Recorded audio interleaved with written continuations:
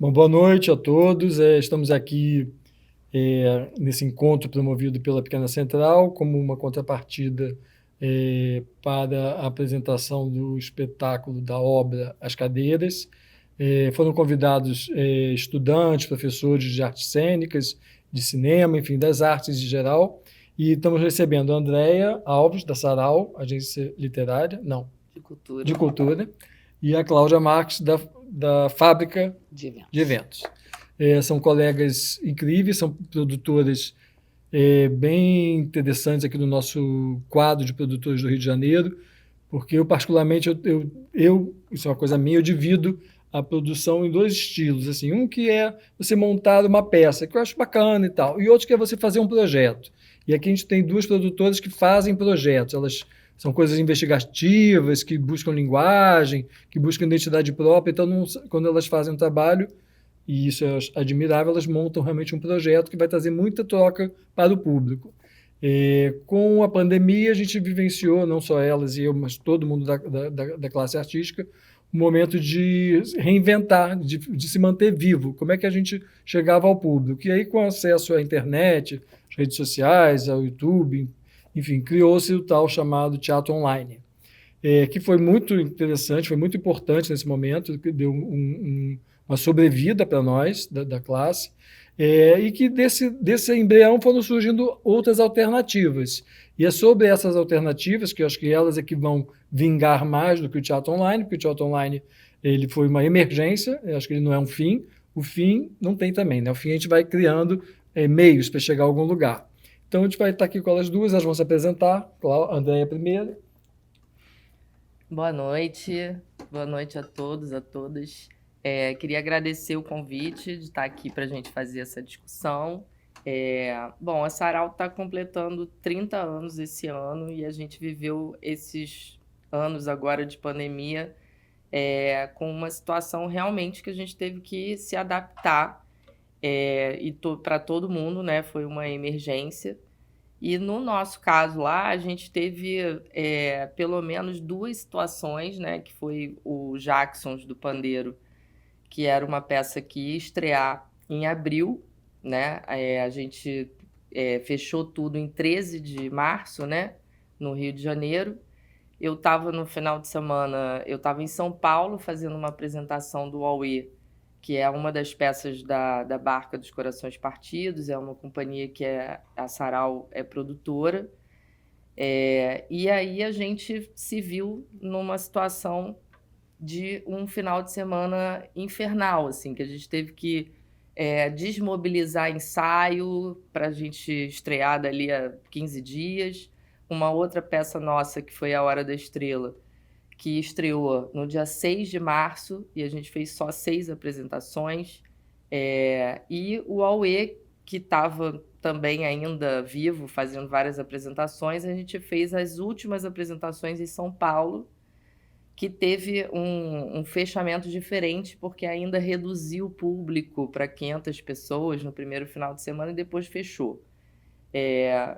E eu estava com Elsa viajando, né, o espetáculo Elsa, e o Sísifo do Gregório do Vivier. Então, nesse momento, a gente começou, né, com uma expectativa inicial de 3 meses, né, de fechamento, que todo mundo falava, não, vai durar 3 meses, né, e tal. E a gente ficou, não, daqui a 3 meses a gente volta, né? E a gente, no mês seguinte, a gente já começou a ver que não era isso, né? E que a gente tinha que já, né, fazer uma ação qualquer para a gente poder sobreviver naquele ano e manter equipes, né? Eu estava com muitas equipes no guarda-chuva da Sarau, somando, eu tinha mais de 100 pessoas, assim, dependendo né, dessa circulação das peças, né, e da gente estar em cartaz. Então, a gente rapidamente conseguiu se organizar para tentar fazer a adaptação dos projetos e convencer também, né, as pessoas e a equipe criativa de que podia dar certo a gente fazer uma estreia que foi no caso do Jacksons, do Pandeiro, online. Então, assim, vou falar um pouquinho também dessa situação, que foi interessante porque a gente, de fato, estreou ao vivo para o YouTube, para um canal de televisão. E foi uma experiência muito interessante, muito diferente, né, do que a gente está acostumado a viver, uma plateia vazia e a gente fazendo uma apresentação né, sem essa interação, com várias câmeras na frente da gente e o diretor numa mesa de corte, fazendo a edição ao vivo, né, e editando o que o público ia ver em casa. E no final das contas a gente fez uma mudança também de estratégia, porque a gente ia estrear em São Paulo, e essa estreia que ia ser em São Paulo, ou seja, local, virou uma estreia nacional. E a gente teve que mudar toda a estratégia de divulgação e falar com os jornais dos outros estados e tal, porque isso as pessoas iam ver no Brasil inteiro. E resultou numa plateia virtual, né, de 70 mil pessoas. Essa a apresentação que a gente fez da live, né? Eu acho que foi a primeira grande live teatral e tal. Com muito aprendizado, porque a gente fez também para televisão, então televisão tem várias questões jurídicas que implicam, né, nos direitos autorais, que a gente foi aprendendo, né, e coisas que fugiram do orçamento, coisas que a gente teve que correr atrás ali com pouquíssimo tempo, né, para fazer, mas não dava para a gente voltar atrás, né? E aí, depois que a gente fez essa primeira, a gente foi fazer a Hora da Estrela, que foi também YouTube com parceria com o canal Arte1. E aí a gente já tinha esse primeiro aprendizado, né? E o que a gente percebeu nesse primeiro momento aí, né, de pandemia, e que a gente foi também tentar ter um conhecimento da área audiovisual, e não só da questão criativa, mas também da parte de produção e jurídica, né? É que essa janela que se abriu, por exemplo, para nós, né, abriu uma nova janela também de visibilidade, de monetização, de pessoas que nunca tinham visto a Barca ou não teriam visto, né, a Hora da Estrela, e estavam em lugares que nem tinham teatro e escreviam para a gente emocionadas porque tinham visto aquelas peças, né? A gente fez uma adaptação com uma equipe convidada de cinema, né? Uma equipe que já tinha uma experiência grande nessa área, e foi conversado, vários ensaios para isso, para a gente chegar no momento, né, de fato, da gente ter equipe com câmeras e tudo. Tivemos um ensaio, né, no mesmo dia, e aí que é a loucura, porque a gente está acostumado com a nossa montagem do teatro, e aí você, além de ter a equipe, toda a tensão de uma estreia, né, que já tem um monte de coisa que pode dar errado, a parte técnica, por ser um musical, né, a gente ainda tinha uma equipe de audiovisual filmando o espetáculo e precisando aprender os nomes das pessoas e ter uma direção ali e tal. Então, assim, a gente teve um trabalho ali, né, potencializado, e que a gente levou esse aprendizado da primeira, né, exibição, que foi do Jacksons, para o Hora da Estrela, né? E no final das contas a gente conseguiu também, foi um recurso que foi utilizado para a gente conseguir sobreviver com a companhia e tudo, a gente conseguiu esticar esse recurso até o final do ano. Então, no primeiro ano, a gente conseguiu esse quadro aí, que no final das contas foi positivo para a gente, né? Então, essa foi a nossa primeira experiência. Acho que tem mais coisa para a gente discutir, mas aí eu queria ouvir também meus amigos para a gente poder, né, a discussão ficar mais interessante. Vamos lá. Boa noite a todos. Obrigada por terem vindo. Bom, a minha experiência é um pouco diferente da experiência da Andréia, porque, ao contrário dela, eu tinha 3 projetos, um projeto aprovado pelo Oi Futuro e outros 2 projetos ainda em fase de captação. Os 3 eram projetos para serem peças teatrais. Com a pandemia, a gente durante todo o ano de 2020, né, a gente não se disponibilizou a executar esses projetos.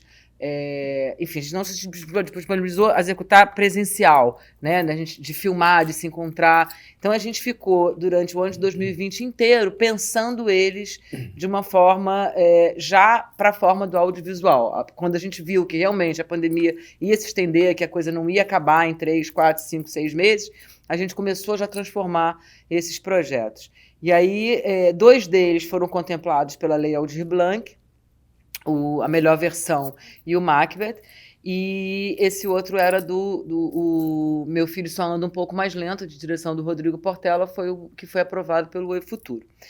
Os 2 da Aldir Blanc eram projetos com orçamentos muito baixos, né? Eram 100 mil cada um, então a gente realmente tinha que usar de muita criatividade para transformar aquilo em um projeto audiovisual. A gente nunca pensou em filmar uma peça de teatro. A gente pensou em transformar o texto que foi escrito para teatro, mas transformar isso em um filme de verdade.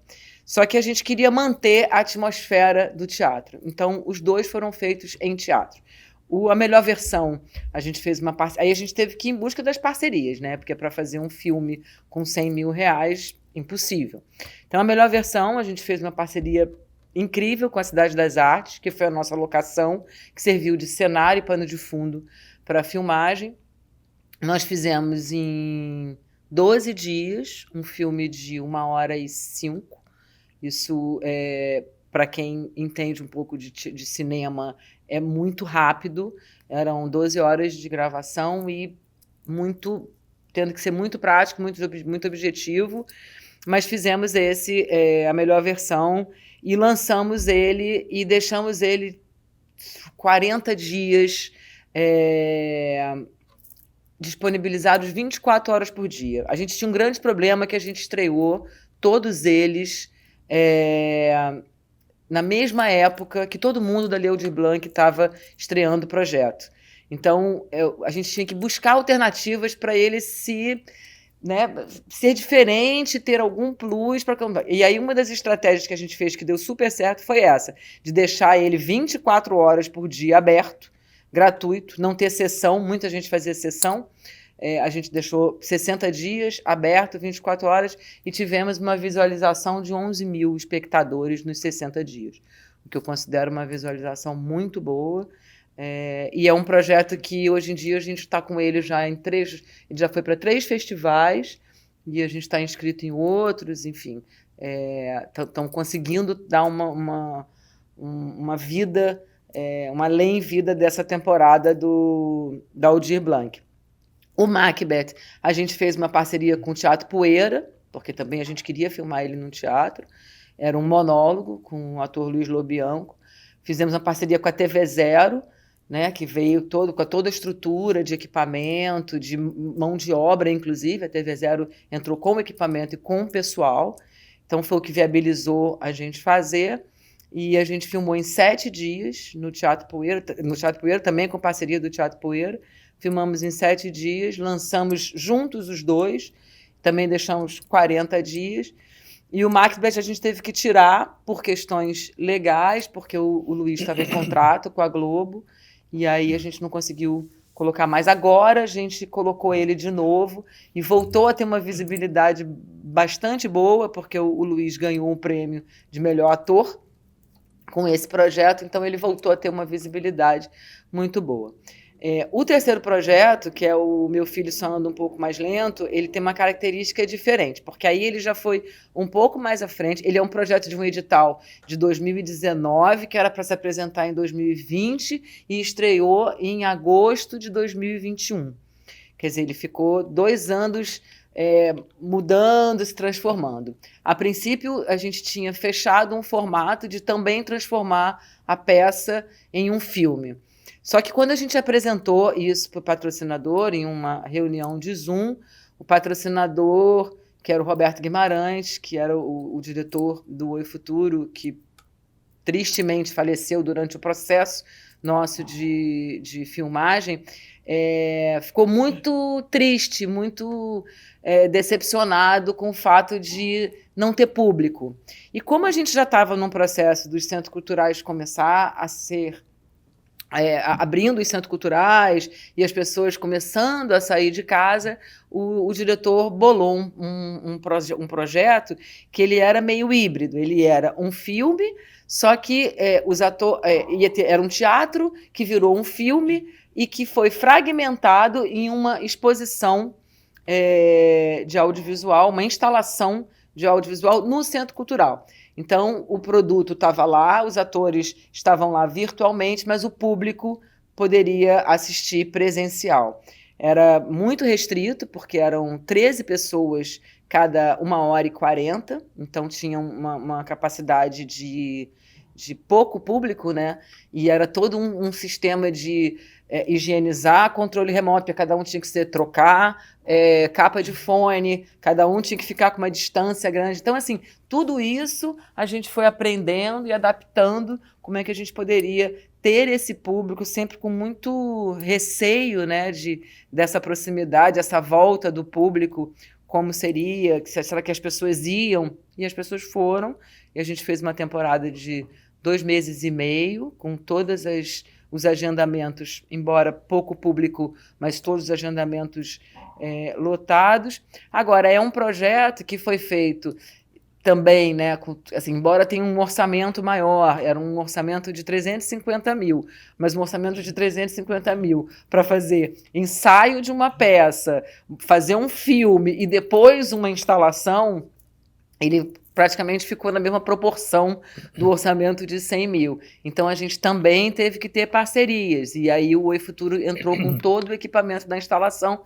que eram 28 telas, 28 estações, né?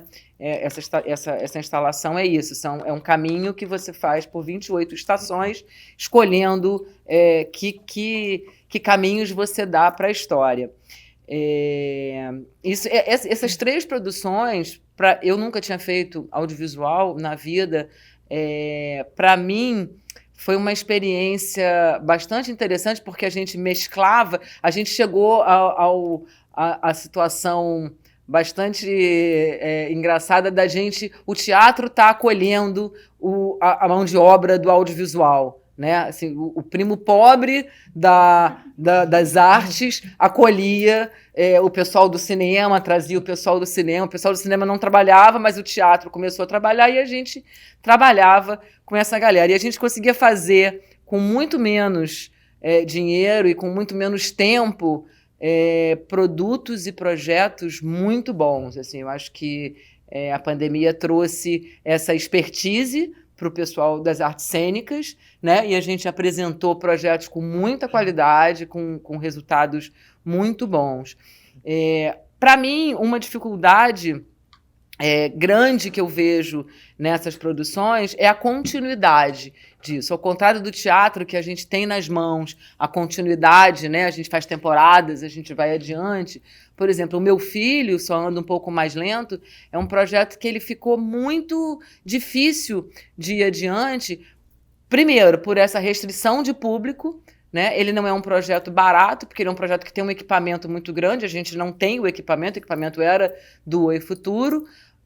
Então, quando eu vou vender ele, eu preciso pedir ou colocar em um orçamento esse equipamento ou solicitar que o contratante me dê esse orçamento.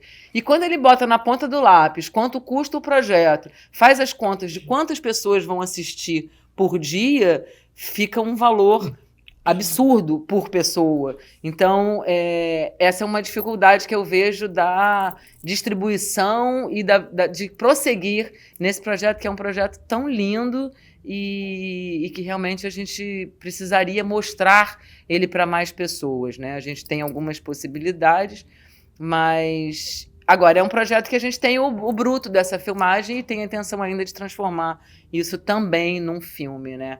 Mas foram experiências muito... Eu adorei fazer, assim, eu achei entrar no mundo do audiovisual. Eu achei bastante interessante e um aprendizado muito grande, né? Eu acho que para a gente, e afirmo, um aprendizado para a galera do audiovisual trabalhando com a gente também, né? Eu acho que essa troca foi muito bacana das duas tribos, né? Sim. Eu achei bom isso. Não, até curioso você falar isso, porque a gente também recebeu esse feedback das equipes, né, que trabalharam com a gente, e até porque a gente teve uma outra experiência que aí já foi no segundo ano, né, de pandemia, que foi o Elsa. A partir das entregas que a gente tinha que fazer, a gente tinha ainda algumas apresentações para fazer, então a gente conseguiu negociar com o patrocinador e com a lei, que foi a lei do ICMS, tinha um restinho lá de dinheiro e a gente precisava fazer um final de semana. A gente conseguiu potencializar isso e virou um show que a gente criou das Elsas, que eram das atrizes, né, que faziam, fazer uma temporada online, uma pequena temporada online da peça, e a gente acabou fazendo uma parceria, uma coprodução com o canal GNT, e aí a gente realmente criou um documentário a partir da experiência daquelas mulheres negras que faziam o espetáculo Elsa. Então, falando sobre um pouco, através da história da Elsa, sobre esse empoderamento feminino.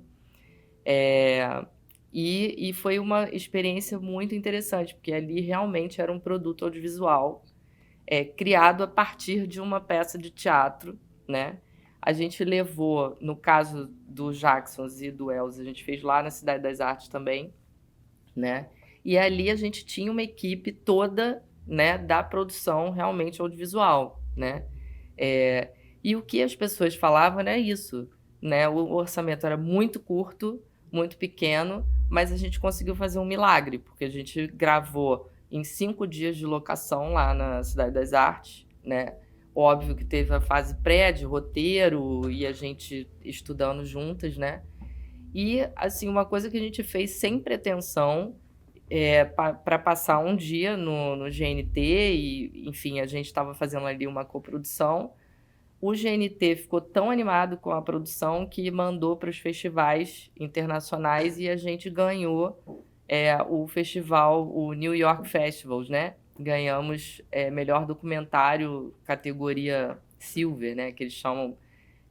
Tinham 3 vencedores, então a gente foi um dos 3 vencedores. E isso foi uma coisa muito interessante, porque ninguém esperava o filme estar na Globoplay. Então, o filme se refere o tempo todo, né, à peça. Elas falam da experiência que foi a criação da peça, mas é um produto audiovisual. Então, é uma outra experiência, né, que a gente viveu. Né? E todo mundo falou isso. Gente, vocês de teatro se viram mesmo, né? Porque a gente conseguia orçamentos que ninguém conseguia no cinema. Não, e eu tenho, enfim, tenho uma outra experiência, essa que já vem há 12 anos atrás, né? A primeira experiência de mesclar teatro com cinema, né? Tem 12 anos que com a diretora Cristiane Jataí, quando a gente fez Júlia, 12 anos atrás, e a Cris sempre pesquisando essa linguagem e mesclando essas duas linguagens, né? E agora, quando a gente foi filmar no último projeto dela, depois do Silêncio, a gente foi fazer... Ela sempre tem o filme dentro da peça. A gente foi filmar na Chapada Diamantina, com uma equipe toda de cinema. Aí sim, uma equipe toda de cinema. E aí, mas com o modus operandi de teatro, né? Então, o dia começava às 10, não começava às 6, né? O set durava 7 horas, não durava 12. E aí a equipe do cinema sempre brincava, gente, é teatro, não é cinema, é teatro. Então tem isso, assim, a gente conseguiu trazer para dentro do cinema, eu acho que também um pouco da atmosfera do teatro, né? Do jogo de cintura que o teatro aprendeu a ter e conseguir viabilizar muito com pouco, né? Não que eu ache isso maravilhoso, não. Eu acho que não deveria ser assim, mas eu acho que as dificuldades do teatro e a gente que já tem... André tem 30, eu tenho 30, né? A gente ficou de fazer a festa dos 50, não fizemos, precisamos fazer a festa dos 60, né? Mas com a experiência que a gente tem, eu acho que essa experiência do jogo de cintura e de dar nó em pego d'água, enfim, ajudou muito a gente nesse processo, né? Da gente conseguir transformar o que era uma coisa em outra por um instinto de sobrevivência e também por manter pessoas empregadas e, enfim, passar por essa turbulência, esse horror todo de uma forma mais leve e não parar totalmente, né? Bom, acho que vocês já sentiram que a Cláudia e a André não vieram aqui por um acaso, né? Não foi uma escolha aleatória. Elas têm histórias incríveis sobre esse momento, né? Não só sobre esse momento, a carreira delas fala por si só. E eu estou aqui adorando ouvir as histórias muito ricas das duas. E vou falar um pouquinho da minha experiência, que é bem diferente da delas, porque, na verdade, eu não tinha nada em andamento, né? Não tinha nada produzindo, não estava até meio afastado da produção cultural. Quando, no meio da pandemia, uma inquietação do Nanini veio me despertar a necessidade de fazer um espetáculo, fazer alguma ação cultural, diante daquele momento onde estávamos todos isolados, todos muito tristes. E Nanini e Camila tinham um desejo muito grande, faz muito tempo, de montar as cadeiras, né? De sempre gostaram muito do texto. A Camila foi o primeiro texto que ela montou como atriz, que ela atuou, na verdade não era uma produção dela, foi a primeira atuação dela. Então tinha uma ligação muito forte com esse texto, e é um texto também que me atraía bastante.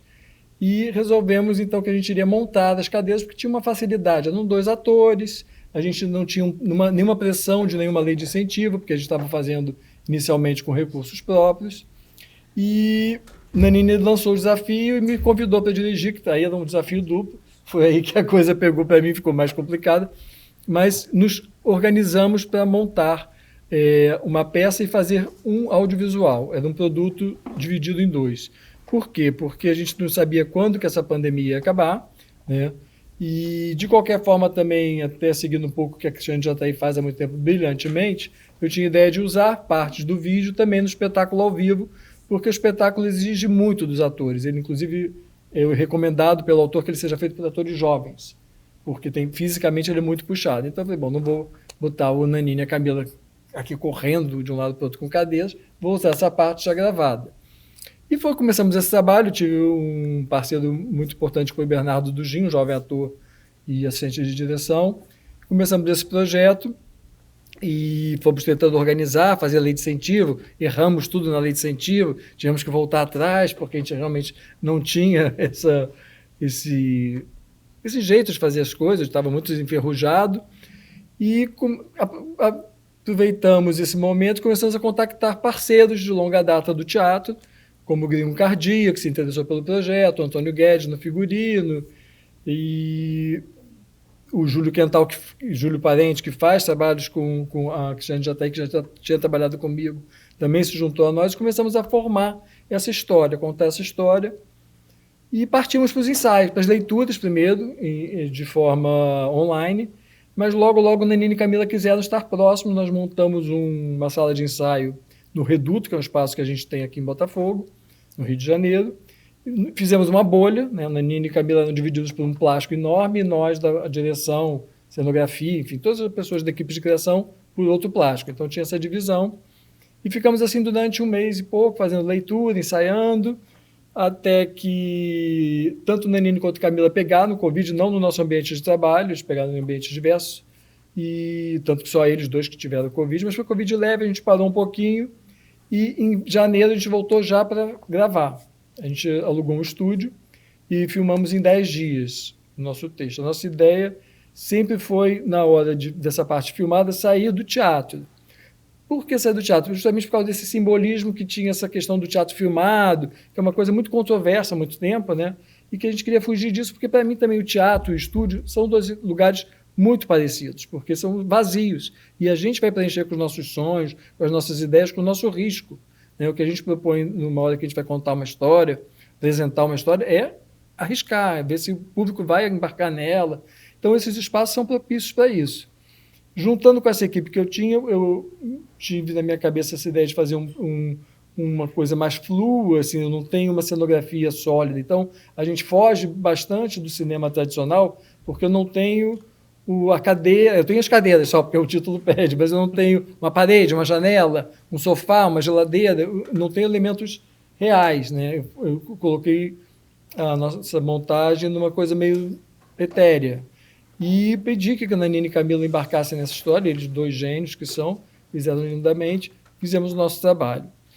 Acabamos de filmar e tinha esse trabalho na minha mão, tinha que editar, também não sabia o que fazer, agora como vamos editar?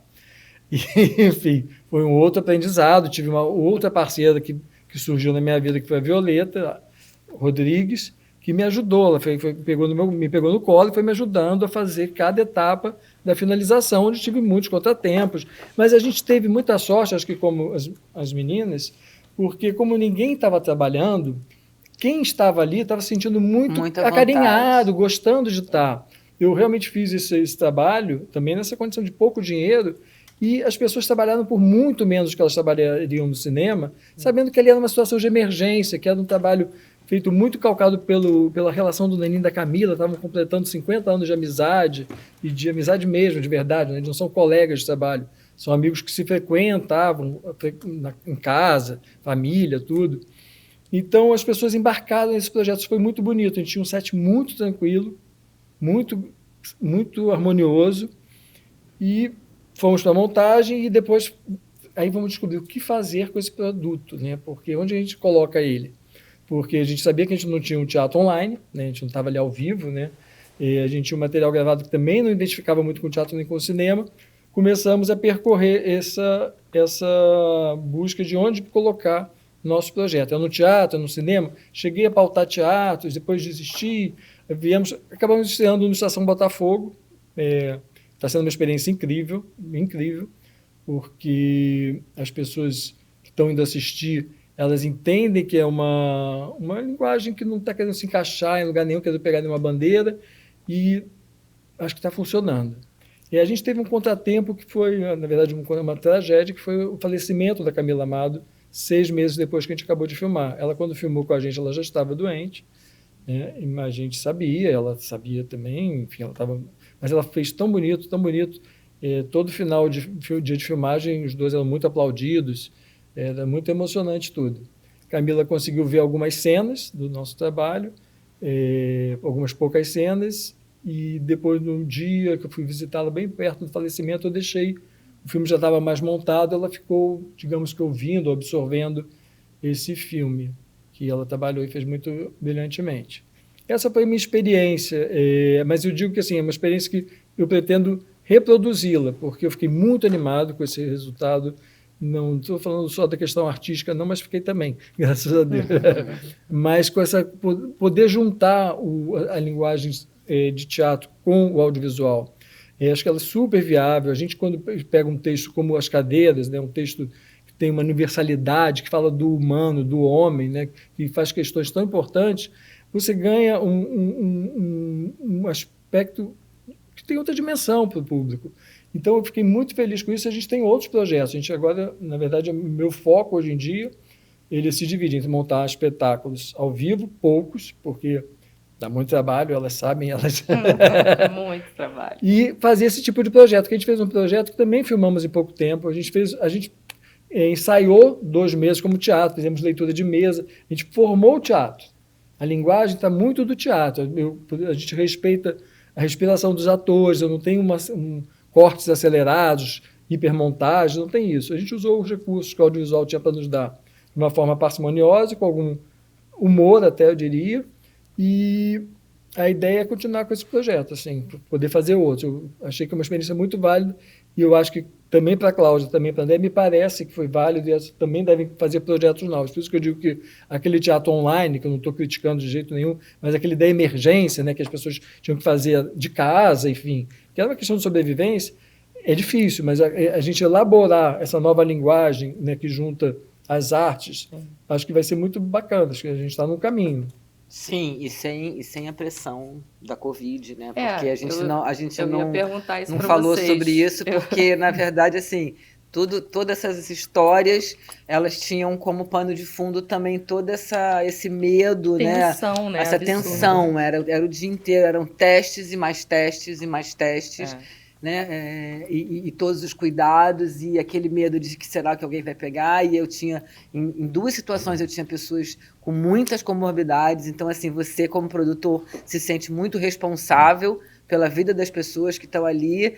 Mas tinha isso, assim, estava todo mundo muito tempo sem trabalhar, então tinha muita vontade das pessoas de trabalhar, né? Tava todo mundo chegando com muita garra. Então, eu acho que repetir essa experiência sem essa pressão, sem essa tensão, sem dúvida vai ser uma delícia. Não, eu estava ouvindo você falar e eu estava, né, me perguntando sobre isso para saber da experiência de vocês, porque assim, eu tive esse primeiro momento, que foi o primeiro ano de pandemia, muito tenso, das pessoas ainda não estarem vacinadas, A Andrea foi e muito aí eu ousada, estar com a você foi bem primeira no dose começo. e tal.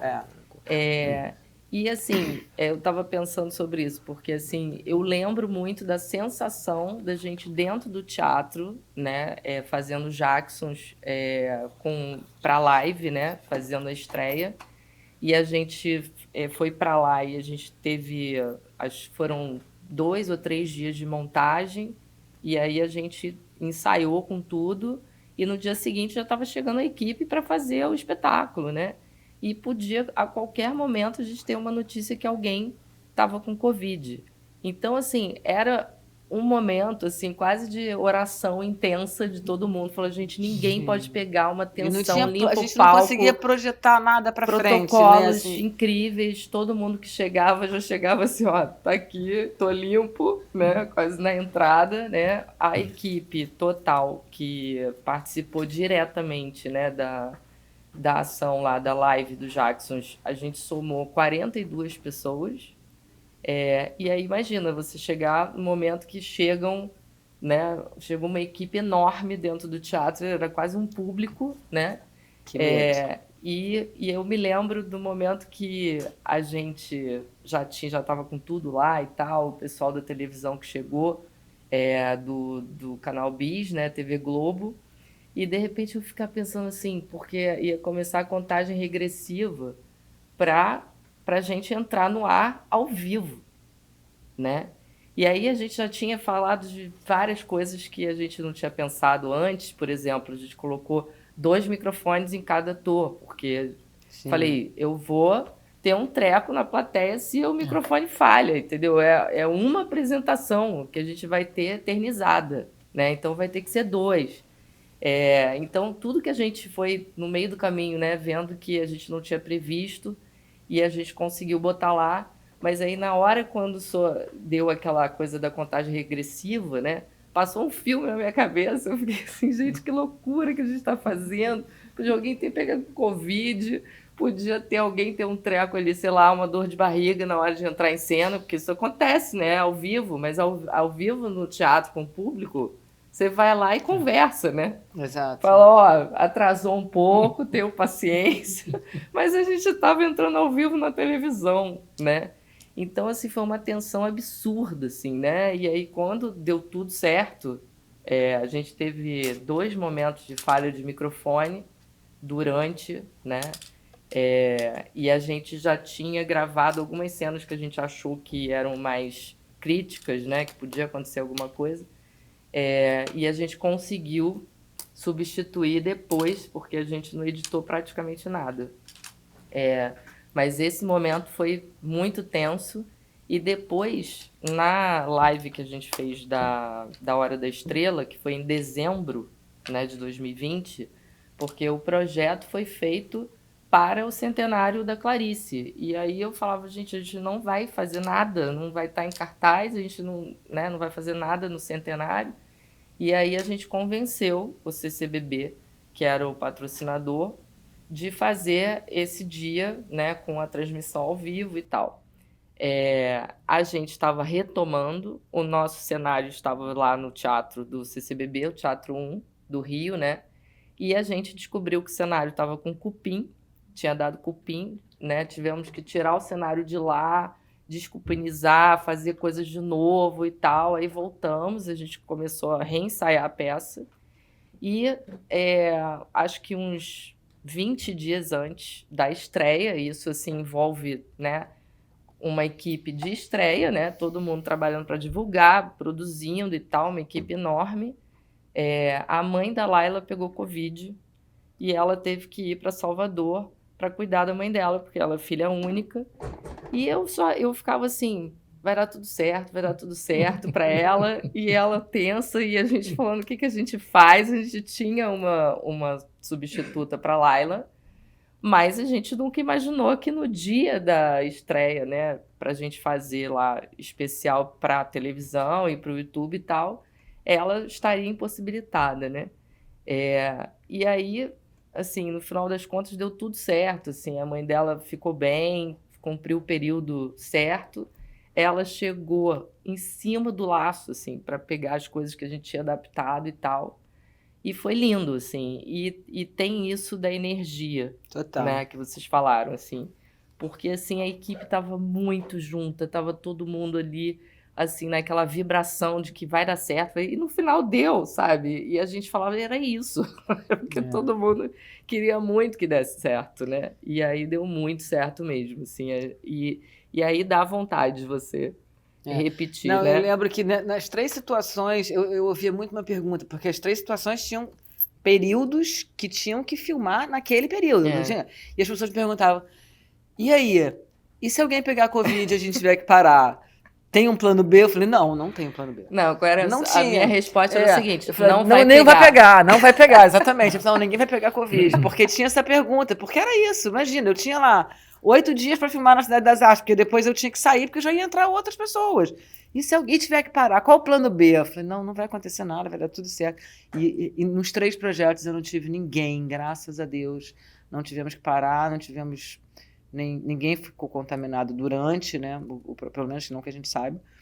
E deu tudo certo, mas foi isso. A gente teve realmente uma proteção divina para. não, eu tive no momento Ômicron, né? Já agora, no início do ano, quando eu fui estrear presencial o Jacksons, que todos pegaram ao mesmo tempo. Eles estavam ensaiando, e aí o elenco inteiro, mais a diretora, pegou e a gente teve que adiar uma semana. Como eles pegaram juntos, eles saíram da quarentena juntos, né? E aí a gente estreou.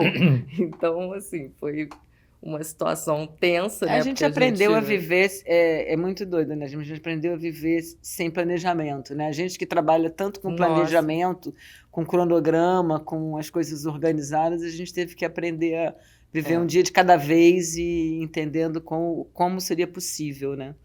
Eu apelei até durante a nossa filmagem, eu tive que apelar para uma situação, porque como a gente tem folga, né, no cinema, você filma 5 dias, depois dá uma folga para poder filmar mais 5. A gente tinha justamente 10 dias, então tinha um dia de folga no meio.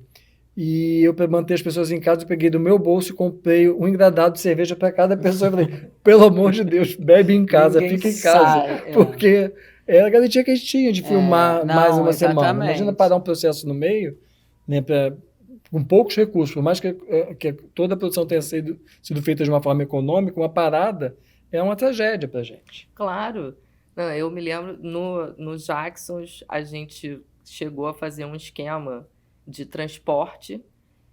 A gente alugou 2 carros e quem tinha carro botava também, e todo mundo dirigia, ninguém pegava Uber.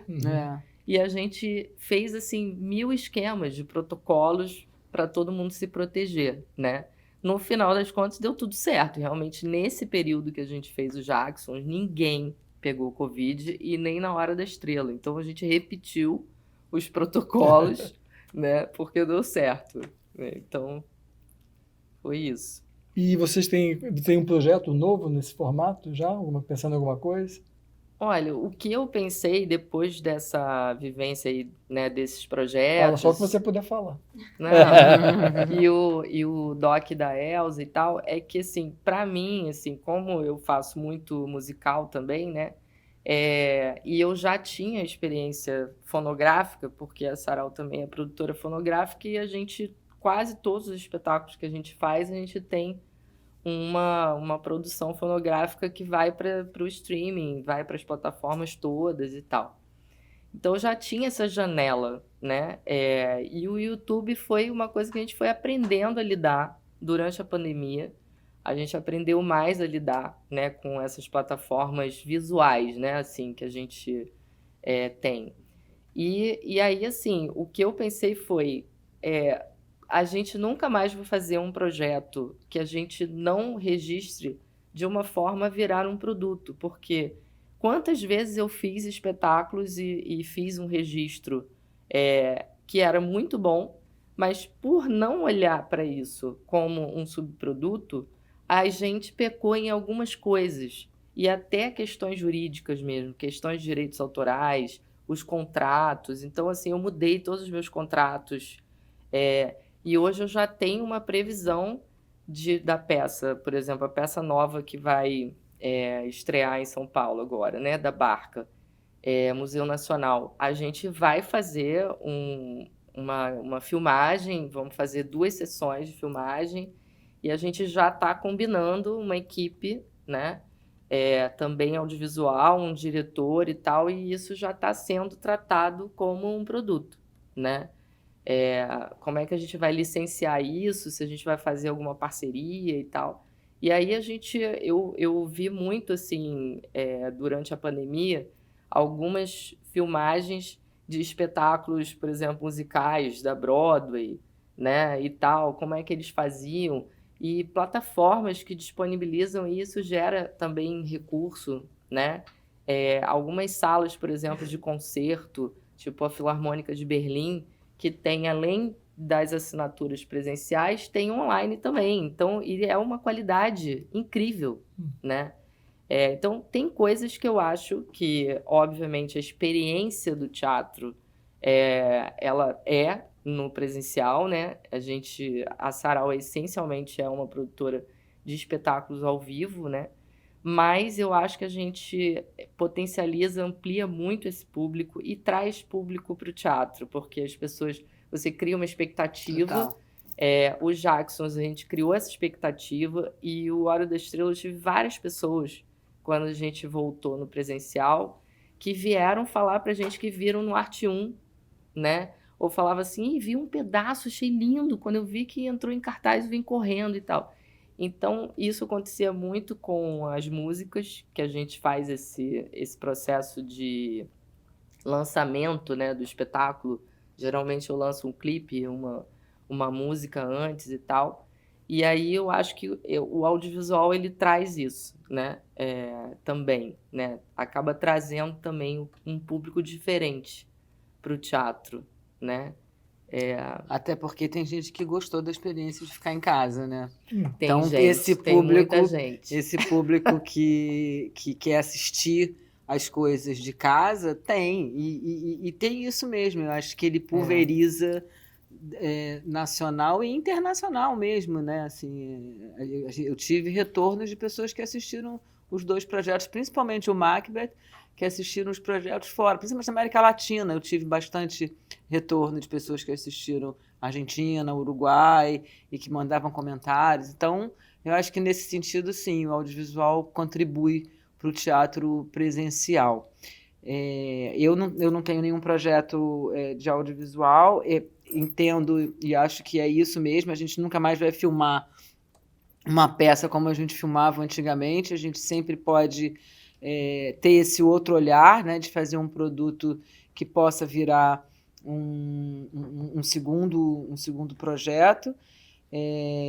Tenho agora um projeto que, na verdade, outro projeto do Oi Futuro, que ganhou o edital e também passou por esse processo de ensaiar e ter que parar, e eles fizeram, que é o Júlio César, da Companhia dos Atores, que está completando 35 anos, eles fizeram o audiovisual e agora eles vão fazer o presencial do projeto, que a gente estreia dia 12 de janeiro lá no Oi Futuro, e outros projetos, mas todos presenciais em fase de captação ainda. Acho que esse chamariz que a Andréia falou, eu também pensei muito nisso quando a gente começou a definir esse formato de apresentação das cadeiras. A nossa ideia era estrear primeiro o audiovisual. A gente estava até negociando com umas plataformas de estrear também por cidade. Estreava primeiro no audiovisual no Rio de Janeiro.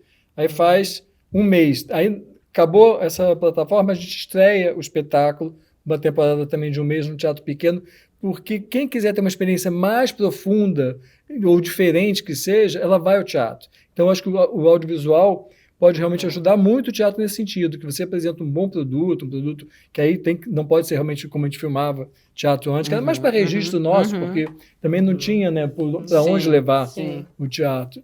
Mas eu acho que ele serve muito para isso, serve até para o público que não conhece o teatro ter curiosidade e passar a frequentar o teatro, porque acho que pode ficar muito rica essa experiência. Nossa ideia era exatamente essa. Lança no audiovisual em cada cidade, depois faz uma temporada para fazer essa troca.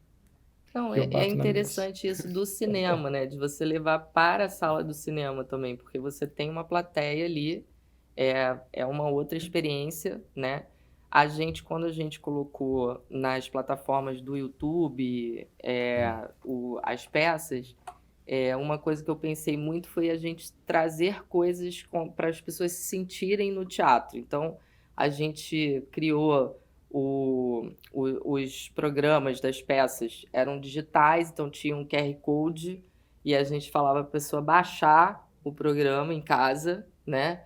Aí tinha aquele momento assim, baixe o programa da peça para a pessoa ler em casa antes, né? E aí a gente tinha algumas coisas de orientação para as pessoas, para ela se sentir como se ela estivesse vendo uma peça de teatro, né?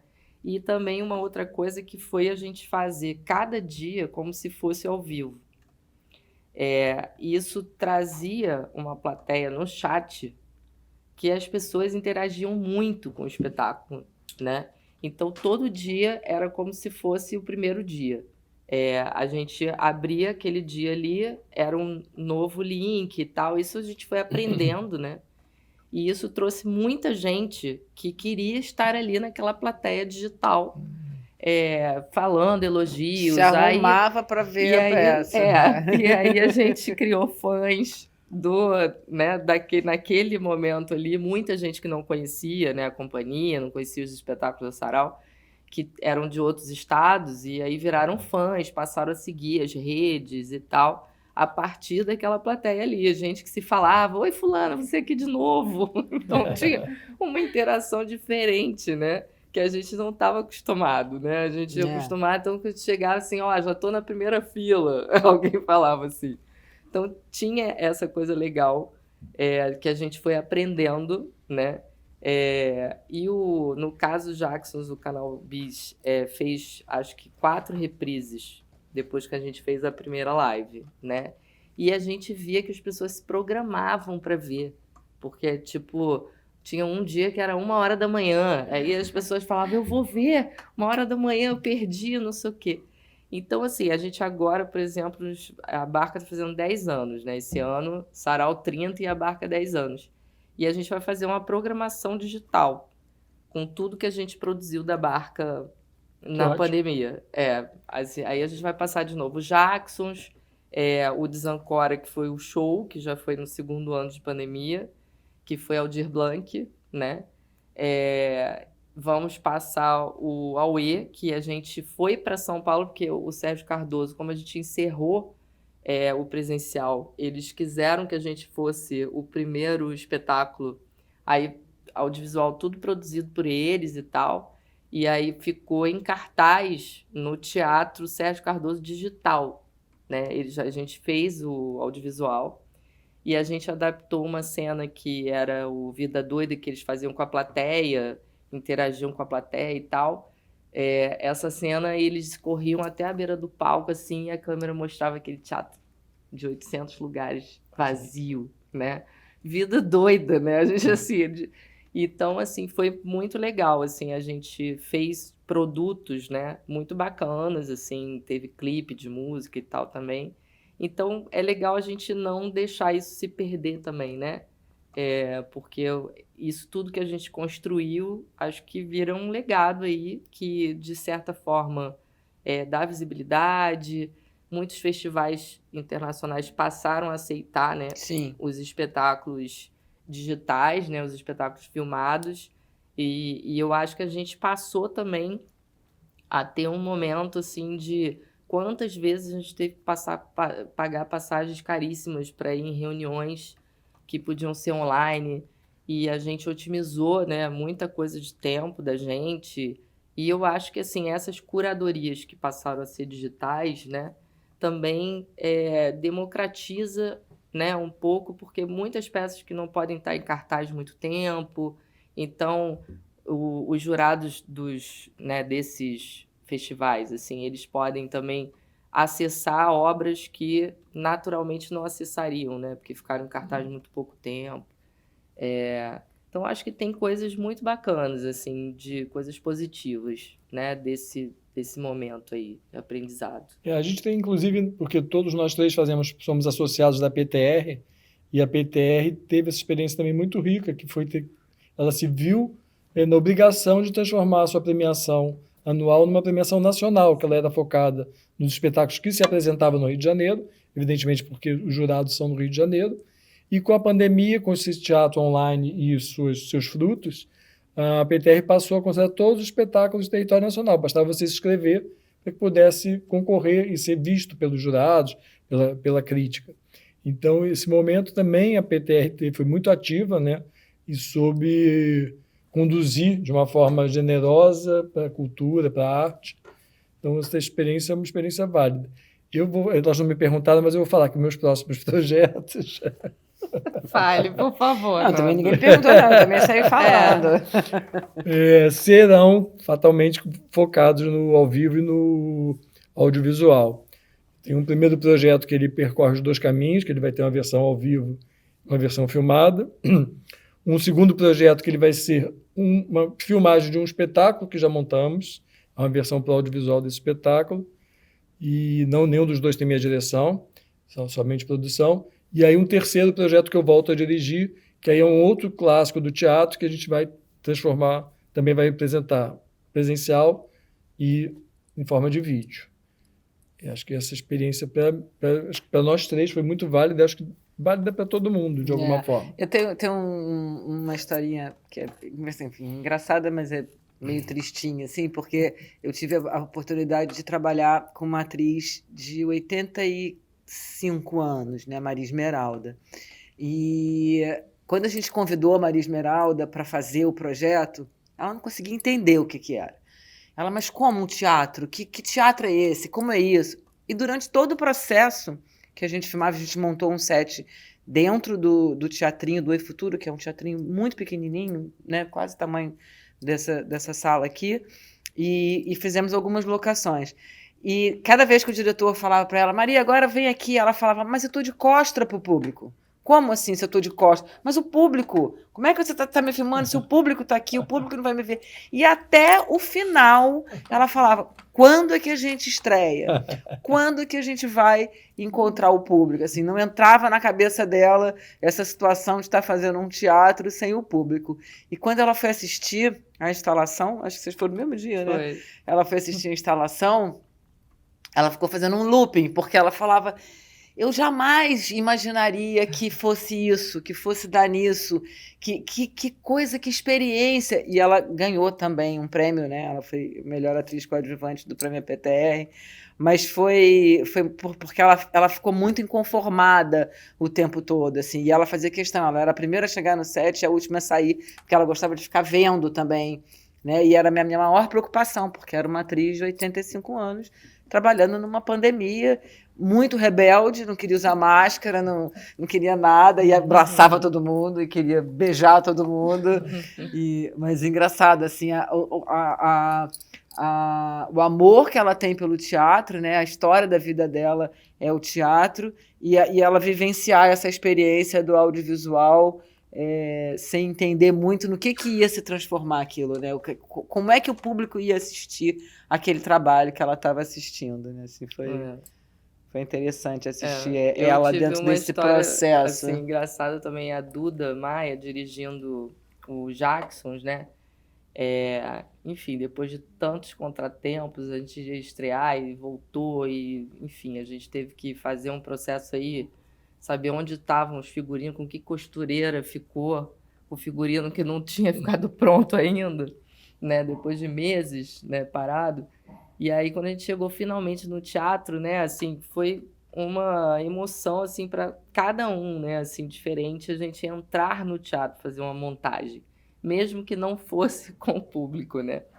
E aí, quando a gente chegou lá no dia das câmeras e tudo, a Duda no palco, né, marcando as coisas. E aí eu chegava para ela assim, Duda, o seu lugar não é aí, você tem que sentar lá na mesa de edição do corte. Ela, mas eu quero fazer teatro. Eu falei, mas hoje você Mas é vai ter que impossível. ir para lá e ficar junto com o Diego de Godoy, que foi o diretor que super, assim, foi maravilhoso no processo e super generoso também, e ouviu, né, no caso do Jackson, a Duda, e do Hora da Estrela, o André Paz Leme. E ela estava inconformada, mas aí depois ela ficava lá na mesa de corte junto com, né, o editor, fazendo o que tinha que fazer. Depois a gente teve outra experiência que foi o Aue. Mas ela, depois de tudo, né, pronto, e quando a gente fez a temporada online, ela falava, olha, mas eu tô esperando o dia que a gente vai estrear mesmo de verdade, porque isso para mim não valeu. Era isso, mas ela falava isso. Mas e de verdade, quando é que vai ser? É isso. E aí, vocês têm alguma Eu pergunta? ia perguntar isso. Eu queria que vocês falassem, cada um de vocês, um pouquinho sobre a importância e a experiência de vocês com a Lei Aldir Blanc como ferramenta de financiamento dos projetos e comentassem as possíveis mudanças necessárias dentro da Lei Federal de Incentivo, que não prevê, na verdade, ela categoriza, né? Você tem um projeto de artes cênicas, você escreve na Lei Rouanet. Se você tem um projeto de audiovisual, você escreve na Ancine. Como é que você contempla um projeto que prevê as duas linguagens e que talvez você tenha o desejo de exibir no cinema e mostrar no teatro com duas leis de incentivo diferentes? Como é que, de alguma maneira, a Secretaria Especial da Cultura, né, poderia criar, dentro de uma nova instrução normativa, alguma categoria? Já teve artes integradas não tem mais, né? Que pudesse prever essas ferramentas para os produtores poderem trabalhar com essa nova possibilidade, né? Porque, na verdade, o que ela, para mim, né, na minha visão, o que ela chega é que ela tem um maior alcance do público, e até onde eu entendo, esse é o objetivo principal da lei de incentivo, né? Que as obras financiadas por esse recurso cheguem às pessoas. É essa a minha pergunta. Eu vou falar da importância da lei que teve, né? Eu acho que a Lei Aldir Blanc, ela realmente foi muito democrática, embora fossem valores pequenos, mas ela conseguiu abraçar uma quantidade enorme de pessoas, porque ela tinha várias possibilidades, né? Tinha várias vertentes a serem alcançadas, e veio numa hora onde realmente a situação estava assim, o setor estava passando fome mesmo, assim, não é forma de falar, né? A gente teve, inclusive durante a pandemia, a PTR fez uma campanha importantíssima, uma campanha de doação de cartão de alimentação, porque o setor realmente ficou à míngua, assim, as pessoas não tinham. E quando eu digo setor, é o setor que tem uma cadeia que vai da pipoqueira, da porta do teatro, né, ao diretor do teatro, porque um diretor que vive de teatro, um ator que vive de teatro, ele tem as mesmas dificuldades, ele passou pelas mesmas dificuldades, porque era o teatro, era o público, a gente vivia do público. Então, Aldir Blanc veio um ano depois, né, do lockdown, praticamente, né, o lockdown foi em março, a Aldir Blanc começou a ser executada em janeiro do ano seguinte e salvou muita gente, assim. Eu juntando as minhas duas equipes de projeto de Aldir Blanc, a gente empregou 60 pessoas, juntando as duas equipes. Então, além de um resgate de você estar trabalhando, né? Um resgate de você ter, exatamente, de autoestima, né? De você estar produzindo, né? Ali veio realmente essa possibilidade de algum ganho, de algum levar dinheiro para casa para o básico, né? Para comprar comida mesmo, porque muita gente no setor passou por dificuldades muito graves, assim. Então, Então, é fundamental. É uma pena que o nosso governo não encare essas leis, né, que tão brilhantemente as deputadas Jandira e Benedita trouxeram para se transformar em leis de Estado, não de gestão, e não exista a valorização e a ciência da importância dessas leis para o setor, né? Não só para a importância para os trabalhadores, como para a economia mesmo, né? O dinheiro investido em cultura, ele retorna de muitas formas, né? Nós somos uma economia muito forte e isso deveria ser realmente entendido e levado a sério, mas por enquanto ainda não é. Quer falar, Nanda? Bom, sobre a Lei Aldir Blanc, acho que é só, né, reiterar o que a Cláudia falou. E, assim, para mim também foi muito importante, porque apesar de ser, né, dos patamares, né, serem pequenos, a gente entendia que precisava abarcar o máximo, né, de pessoas e ter uma diversidade ali na escolha dos projetos. No meu caso, eu fiz um festival de música, que foi o Toca, e o espetáculo da Barca, que foi o Desancora. A gente fez com transmissão ao vivo, as duas coisas. Eu acho que tem essa questão da autoestima, do lado emocional, né? A gente sabe o quanto, né, que as doenças mentais tomaram outro lugar, né, durante a pandemia. Então, foi muito importante, não só para o público, mas para a gente foi fundamental, né, a gente ter esse espaço aí de momento, né, de parecer que a gente estava vivendo um pouco o que a gente faz, né, o que a gente sabe fazer. E aí, com relação à Lei Rouanet, eu sou completamente geração Rouanet, né? Assim, a Sarau tem 30 anos e é de 92 e a Lei Rouanet é de 91. Então, a gente estava 6 meses depois, a gente estava criando a Sarau, né? E aí eu já estava pesquisando sobre, né, o que a gente podia fazer para usar, né, essa ferramenta que hoje, assim, para a produção cultural do país é muito importante. Eu acho que, assim, não só é importante, como é fundamental na sobrevivência de muitas produtoras, instituições e tudo, né? E eu acho que essa questão dessa mudança vai ser fundamental a gente colocar isso na pauta, porque, por exemplo, no meu caso, a gente usou essa prerrogativa da pandemia e uma instrução normativa da época, né, que permitia que os projetos virassem digitais, né? E a gente conseguiu fazer isso tanto no Jacksons quanto na Hora da Estrela, né? E ali a gente tinha essa brecha. Agora, eu acho que assim, o audiovisual, dentro da Lei Rouanet, ele não pegou, né? Assim, o patrocinador, ele prefere patrocinar pela lei do audiovisual, né? Então, eu acho que a gente tem os patamares dentro dos projetos. Obviamente, se você fizer um projeto de teatro, que ele tenha ali dentro, né, algum produto, né, porque a gente tem a parte da comunicação e tal, você pode colocar como produto de comunicação, se não for, né, um projeto que tenha esse mix, né, porque a Cláudia, por exemplo, produz, né, coisas da Cris Jataí também, né, você sabe que você pode colocar como dentro do orçamento de teatro.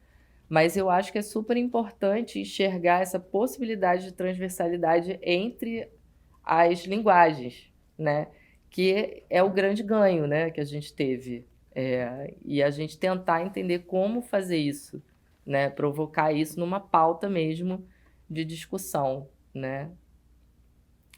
Acho que é importante, sim. Acho que é importante a gente entender que, a partir de agora, a gente tem diversas formas de entregar o produto cultural. Não é mais só no palco, né, com a plateia ao vivo. A gente tem as parcerias com os canais de streaming, tem as redes sociais, tem o YouTube, tem muitos formatos, e até mesmo a sala de cinema, que também é o caso do que está acontecendo com a gente, no caso das cadeiras. Então, acho que a Secretaria de Cultura vai ter que ter esse olhar, né? A gente espera que no próximo ano os olhares melhorem sobre a cultura, né? A gente não pode esquecer que a gente não teve só a pandemia, a gente tem um governo que durante 4 anos vem massacrando o nosso setor, né? Impedindo a nossa realização, dificultando. A Secretaria hoje em dia ela trabalha muito mais contra o produtor do que a favor dele, o que é inacreditável, né? Não existe isso, não é inconcebível uma situação dessa. Mas a gente tem fé que isso vai mudar, porque isso é uma situação transitória e que, assim como a pandemia, também vai passar.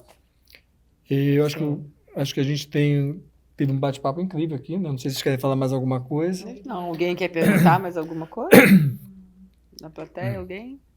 Não? Então, eu ia só complementar uma coisa que eu pensei agora aqui, que, assim, pra gente, por exemplo, lá na Sarau, é sempre muito importante a presença do público e a bilheteria. E, assim, eu sei que as produções, né, as produções que são... que empregam muita gente e tal, e que desde a pequena até a maior é uma receita muito importante. E a gente muitas vezes não capta, né, o valor ideal, então você complementa com essa receita. E isso foi uma coisa que a gente, na verdade, na pandemia, assim, pelo menos na Sarau, foi uma coisa que provocou um baque muito grande na gente. Eu acho que, assim, os produtores que tinham escritório e que tiveram que, né, dispensar pessoas e tudo durante a pandemia, né, no nosso caso, a gente conseguiu até segurar as pessoas até agosto do ano passado e depois a gente foi entendendo, né, como que isso ia se dar e a questão de até onde que ia a pandemia, né, porque a gente não tinha como saber. A gente chegou num limite, né, de falar, sem o público a gente não consegue andar com, né, desse jeito, do jeito que a gente planejou, né, depois de 30 anos e tal, a gente sempre planejou ao vivo com a plateia, né? E aí isso do ponto de vista da troca, do emocional e também essa questão prática, que é a questão do complementar, né, um orçamento do projeto. Então, assim, agora a gente tem uma expectativa, eu acho que tem uma esperança, né, de futuro. A gente, além da pandemia, a gente enfrentou um governo, né, contra nós, né, contra a cultura, que fez de tudo, né, para minar a Lei Rouanet e todos os mecanismos, mas a gente tinha um Congresso que, né, lutou muito do lado dos produtores e dos fazedores de cultura para que a gente hoje tenha, né, um momento histórico que é quase uma contradição, né? A gente, nesse governo, a gente ter uma lei e virar uma, né, como a Cláudia falou, né, uma política de Estado, 2 leis muito importantes, que vai ser a Paulo Gustavo e a Aldir Blanc. Então, assim, apontando para o futuro, assim, apesar de tudo que a gente passou, a gente chegou até aqui, né? E a gente está vivo, produzindo, contra, né, tudo que, né, contrariando, né, talvez assim um desejo do governo e com esperança para que a gente no ano que vem tenha tempos melhores, né, e que a pandemia acabe, né? Isso, gente. Obrigado, Cláudia. Obrigado, Andréia. Obrigada a você pelo Obrigada, convite. Obrigado a vocês. Obrigada a vocês.